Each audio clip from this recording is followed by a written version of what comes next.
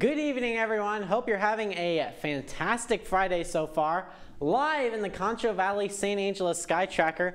Just a gorgeous Friday evening. You'll notice this is pointed towards the west in downtown St. Angelo, and there are a lot of cars on the street this time of night, as is typical on Friday nights in St. Angelo. It's after a very warm day. Low temperature this morning, actually pretty close to the normal of 66, 1 degree cooler, 65. We more than made up with it though with that high temperature of 99 degrees. Give you a little bit of context, that's 4 degrees shy of that daily high temperature record we set back 94 years ago when it was 103 for a high temperature this day in 1930. Not nearly that warm across west central Texas, sitting in the 80s right now. 84 Abilene, Brady, Graham, 85 St. Angelo and Junction. Seeing those winds coming out of the southeast.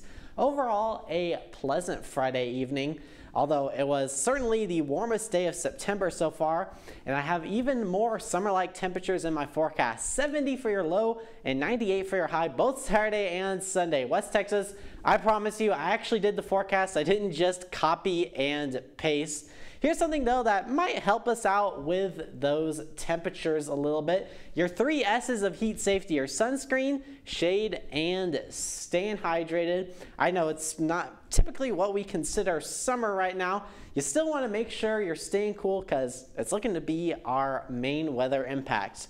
You notice kind of from southwest to northeast, seeing some high clouds building in across the area.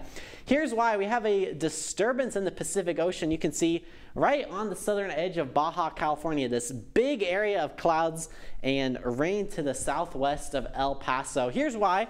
You have Tropical Storm Ileana, and it is going to track off to the north and potentially send us some clouds and maybe a little bit of extra moisture for the weekend. Unfortunately, I'm not expecting any rain for us this weekend. Dry in my forecast. You'll notice though, starting Monday, including daily chances for rain, and most of us are staying dry. 10% chance of rain. That means forecasting 10% of our viewing area to actually see rain. That means 90% of us are going to be staying dry any single day. So it's not great chances. We're having a bit of a more active weather pattern setting up to our west. Right now we have a very summer-like weather pattern. That's what we're going to have for the weekend. Once you get a little bit more of an active weather pattern to our west though, that's when we'll start seeing those daily chances for rain. 98 for your Sunday, 95 for your Monday, 95 for your Tuesday. So at least we're going to see somewhat of a decline with those temperatures.